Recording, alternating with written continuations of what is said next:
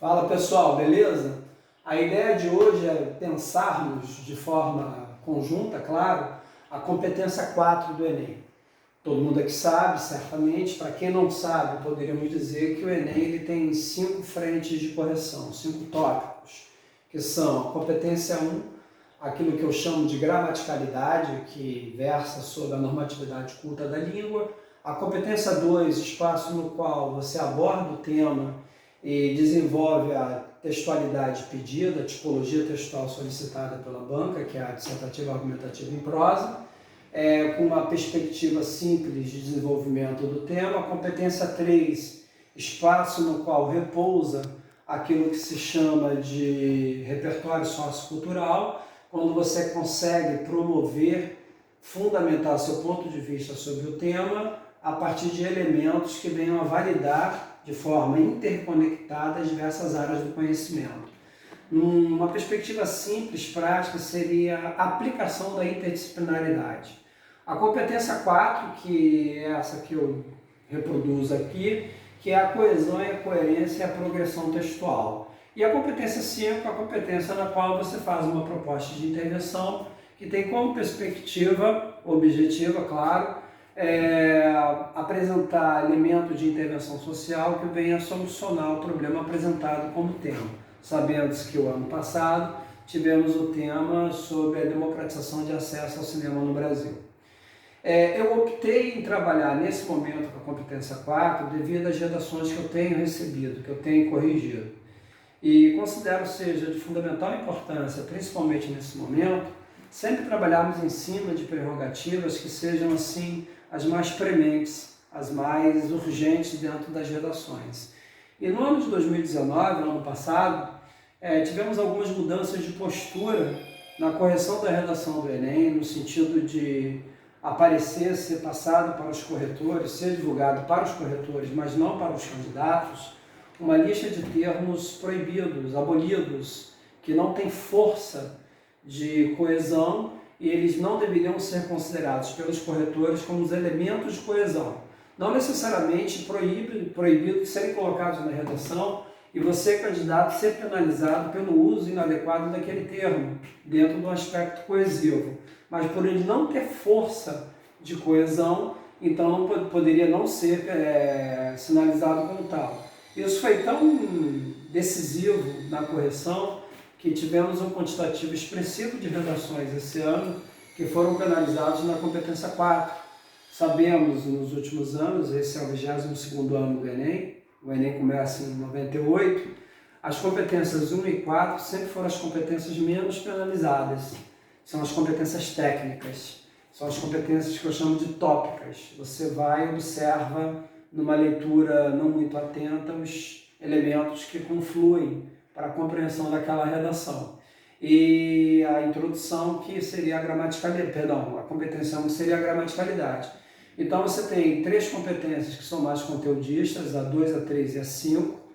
A competência 1 e 4, que são as competências, repito, tópicas ou competências técnicas. Ano passado, mais uma vez, foi uma competência, considerando-se a prerrogativa da banca, bem sinalizada, bem penalizada. Então, considero seja bastante importante nesse momento, dada a distância que, infelizmente, a conjuntura nos força a ter, falar um pouco sobre essa competência 4. Logo em seguida, junto a esse vídeo, postaremos audioaulas que eu analiso de forma mais detida esse documento liberado pela banca, não liberado pela banca, mas enviado aos corretores, e vocês terão acesso para vocês observarem como isso incidiu sobre a correção. Talvez, não será nada improvável, que algum de vocês que esteja assistindo, ou alguns, tenham sido vitimados nessa competência devido ao fato dessa mudança de postura. Mas não é nada diferente das nossas aulas, sob o ponto de vista de postura, exceto algumas inconsistências vocabulárias dentro daquilo que foi permitido. De qualquer maneira, qual é a brincadeira? Para todos que estão assistindo, sabe que o Enem, ele corrige a sua redação mais ou menos assim. Quem já assistiu aulas comparáveis a isso, é apenas uma retomada. Quem ainda não assistiu, é apenas uma maneira, uma forma, diremos assim, um recurso visual para mostrar como uma redação que é corrigida de forma tópica, ela é percebida. O que é forma tópica? Forma rápida, forma superficial, uma leitura verticalizada. Então aqui seria, todo asterisco que eu colocar, imagine que cada asterisco desse é o início de uma frase. Início de uma frase é o término, se aqui eu inicio, aqui eu termino. Daqui para cá você tem um conectivo, daqui para cá você tem outro conectivo. E não é incomum os candidatos usarem conectivo aqui. Ah, mas o que seria um conectivo? Lembrando-se que os conectivos são artigos, são pronomes, são numerais, são as conjunções, são os advérbios, dependendo, obviamente, da sua habilidade, as preposições. Eu poderia até usar como elemento de coesão, se você tiver muita habilidade, as interjeições, mas eu não vou colocar aqui. Se você usa um verbo no gerúndio, se você usa um substantivo ou uma forma, uma referência substantiva, mas isso aqui são os chamados conectivos, ou os conectores, porque os autores não raros chamam isso aqui de palavras invariáveis, invariáveis na apresentação, não invariáveis no seu sentido sintático, semântico, mas os artigos são sempre os mesmos, os pronomes sempre os mesmos, os numerais dentro da sua infinitude sempre os mesmos, as conjunções, os advérbios, as preposições. Então isso aqui não muda. O que muda, obviamente, é o sentido que eles assumem quando você, obviamente, constrói as suas frases, constrói as suas orações. Então isso aqui são chamados conectivos.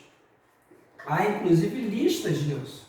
Os conectores, vários sites, inclusive na minha apostila, eu coloco uma lista de conectivos, conectores, que promovem o quê? Conexão. E a conexão, no sentido semântico, você pode chamar de coesão. Sobre isso, mas isso é novo? Não, isso não é novo. Isso aqui seria a matemática da linguagem, a matematização de uma redação. Então, se eu parto do princípio que cada asterisco desse é uma frase, repare só, cada asterisco é uma frase. Se cada asterisco é uma frase, não é incomum de vocês fazerem no desenvolvimento 4 frases. Incomum não quer dizer que seja obrigatório. Ah, mas você está julgando isso como positivo ou como negativo? Independe. Depende muito da tua pegada, da tua identidade, a maneira com a qual você desenvolve a redação. Então não é uma regra, não é uma receita de bolo para você seguir. É importante durante a sua preparação, é claro, você organizar seu texto de tal maneira que todas as vezes que você vai escrever, você tenha pelo menos um ponto de partida, usando uma expressão comum ou usando um vocabulário mais pernicioso, ao meu ver, seria o chamado planejamento mental. Isso aqui o Enem chama de planejamento de texto, ou plano de texto. Esse planejamento de texto, ou projeto de texto, ou plano de texto, é o cérebro da redação. Claro que a competência 4, assim como a competência 1, a competência 2, a competência 3 e a competência 4, essas competências elas não têm parágrafos, ou seja, elas correspondem ao texto inteiro. A competência 5 não. Desde o chamado Novo Enem, de 2013 para cá, 2012 para cá, perdão, a conclusão ela se tornou o espaço no qual você apresenta uma proposta de intervenção. Logo, a solução do problema há de vir ou estar contida diretamente na proposta de intervenção. Isso não te impede de você fazê-lo também na introdução, premissas. Ah, mas você está falando da competência 4 ou da 5? É porque a 1, 2, a 3 e a 4, elas não têm um espaço pré-determinado. Coesão vai desde o título, caso você o faça, até o ponto final. É a articulação, como aqui eu defino de forma bem superficial e imediatista, a articulação, a sequência das palavras, frases, parágrafos dentro do texto. A coerência, o sentido e a progressão, o ritmo. Então, poderia dizer que a relação entre coesão e coerência e progressão, a logicidade da redação, seja chamada competência 4. Eu até digo em sala de aula, para você pensar melhor coesão, coerência e progressão textual, você há de ter minimamente um certo raciocínio lógico. Numa aula ou outra, eu posso tranquilamente comparar esse retângulo a um silogismo clássico, ou seja, um silogismo aristotélico. Se é silogismo, é um método de você verificar a validade de uma proposição, a validade de uma verdade, partindo de ideias maiores para ideias menores. As redações que tenho lido, que vocês têm entregue e que têm sido apresentadas no Enem, majoritariamente, tanto pelo G1 quanto pelo INEP, e de alunos que nós temos acompanhado, é bem comum vocês começarem com ideias maiores e terminar com ideias menores. As ideias maiores, os conceitos, as ideias menores, as ações, que obviamente hão de estar diretamente relacionadas às ideias maiores. Então, voltando, se eu pego parte a parte do seu texto e observo que cada asterisco desse é necessariamente uma frase, é mais ou menos assim que a banca lê a tua redação. Então, eu vou, no primeiro momento, ler a sua redação e perceber se esses pontos aqui, eles estão devidamente articulados. Repare, é como se eu pegasse a sua redação e fizesse uma tomografia. Eu lerei a sua redação assim. Claro que se eu leio de forma lenta, o que não se coloca no Enem, a leitura é rápida. O que seria uma leitura rápida? Uma leitura de 2 minutos, uma leitura de 1 minuto, uma leitura de 3 minutos. Falei dessa forma porque há registro desses tempos. Eu e muitos outros professores, certamente, ao lermos as suas redações, fora de um processo seletivo, nós levamos por aí uns 7 minutos, 6 minutos, 5 minutos, 10 minutos. Tudo depende da experiência e da velocidade de cada um. Não uma velocidade no sentido de qualidade. Então, a primeira leitura que fazemos do seu texto é uma leitura tópica. Eu quero observar claramente se essas partes que compõem a sua redação, como se eu fizesse uma tomografia, uma ressonância magnética do seu texto, elas estão devidamente ligadas e devidamente linkadas. Reparem, ó. Então, essa dimensão aqui, eu poderia falar sob o ponto de vista analógico, numa analogia simples, dizer claramente que isso seria a coesão e a coerência do seu texto. Dessa maneira, numa correção rápida, como é o caso do Enem, o que o Enem fez no ano passado? O que a banca, a banca examinadora fez no ano passado, oficialmente? Publicou um material colocando uma lista de termos que podem e que não podem ser usados. Mas a lista dos que podem não é exaustiva. Não é exaustiva no sentido de não ser proibitiva de outros termos. Não está determinando, mas eles colocaram claramente os termos que não podem. Inclusive, os termos que não podem, por não configurarem coesão, por várias vezes eu venho penalizando vocês. Faço isso porque, ao meu ver, para darmos credibilidade e viabilidade ao processo de correção de uma redação, é sempre importante que nós, professores, ao analisarmos o seu texto, estejamos com um documento em mãos que norteia o processo de correção. Sob o ponto de vista geral, esse documento se chama edital. Sob o ponto de vista prático, microestrutural, no caso do Enem, você tem as matrizes de referência, ou as matrizes de correção, e você tem o mini glossário que eu vou apresentar para vocês posteriormente a esse vídeo. Estará junto ao vídeo em arquivo. E também a grade de correção do Enem, que vai para a mão do corretor. Vai para a mão do corretor, mas não vai para a mão de vocês. É novo? Olha, não é novo, mas é uma conjugação, uma projeção daquilo que você já conhece, não é muito diferente. A correção, infelizmente, ela é muito rápida.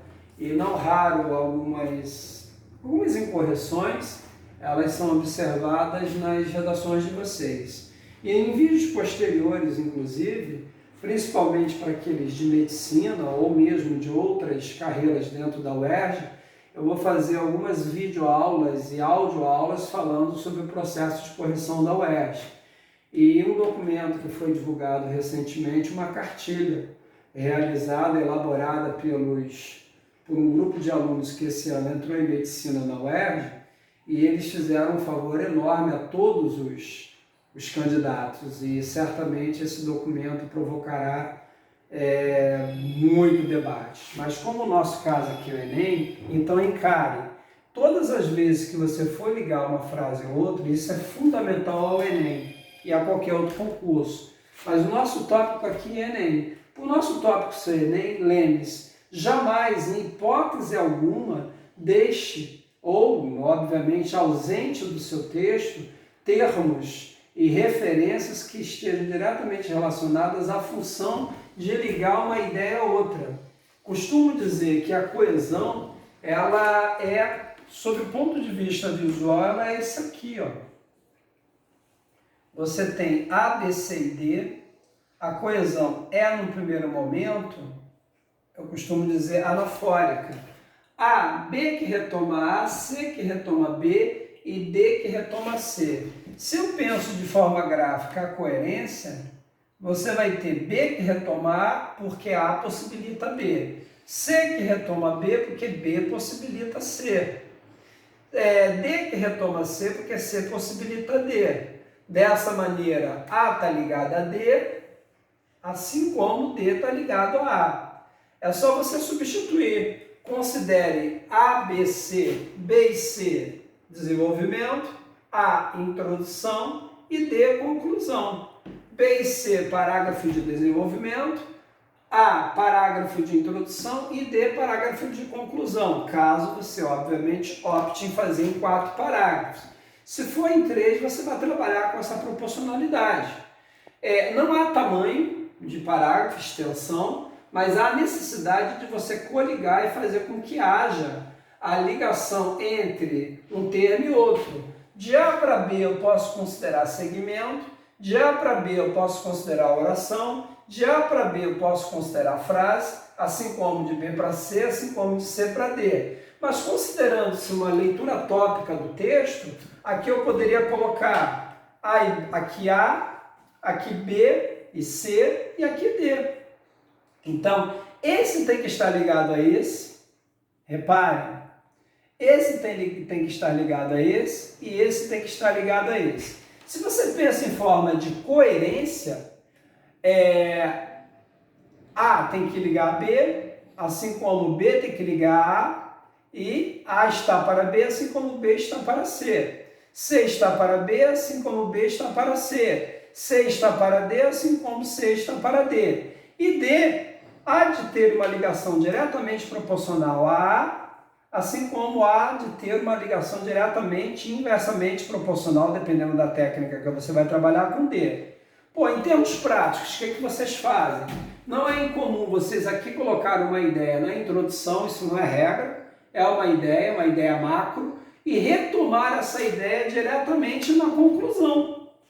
Se você retoma faz essa relação direta à conclusão, você está dizendo para o leitor que o seu texto é macroestruturalmente bem composto, porque o texto não está com hiatos, com falseabilidade de conexão de um parágrafo com o outro.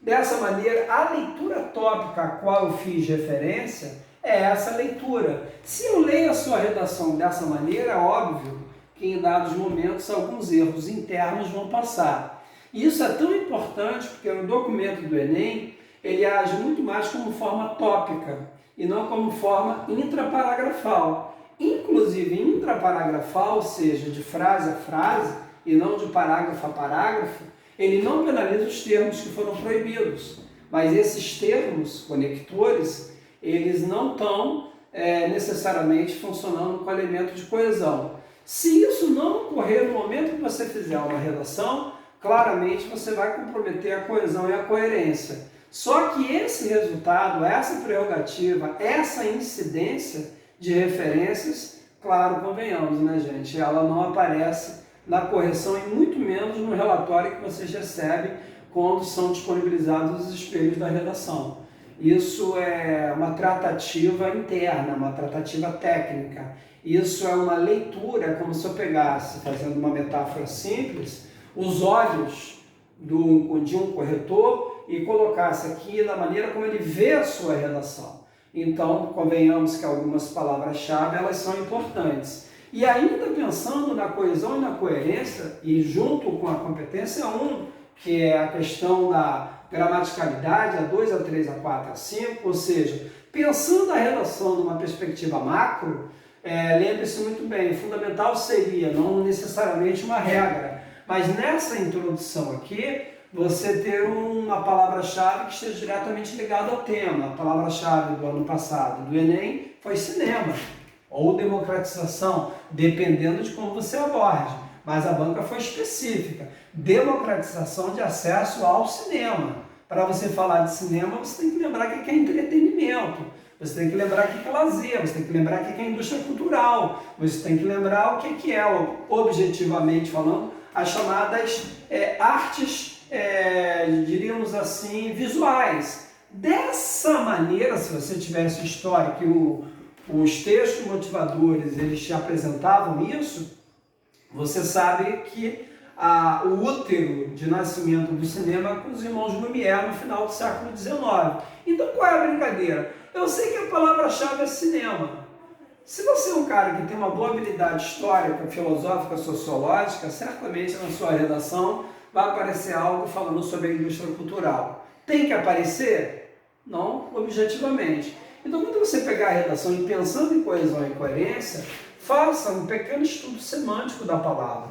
Porque pela semântica da palavra, ou seja, área de compreensão e atuação e sentido daquela palavra, certamente você consegue organizar o texto de tal maneira que você não tem hiatos de pensamento, tanto no sentido argumentativo, quanto no sentido técnico na redação. Dessa maneira, os áudios que eu vou postar junto com o vídeo, eles serão um pouquinho mais detalhados. E juntando o vídeo com o áudio, eu acho que vai ficar bem interessante para vocês, além do documento. Tenham bons estudos, cuidem-se e não deixem de escrever. Beijos!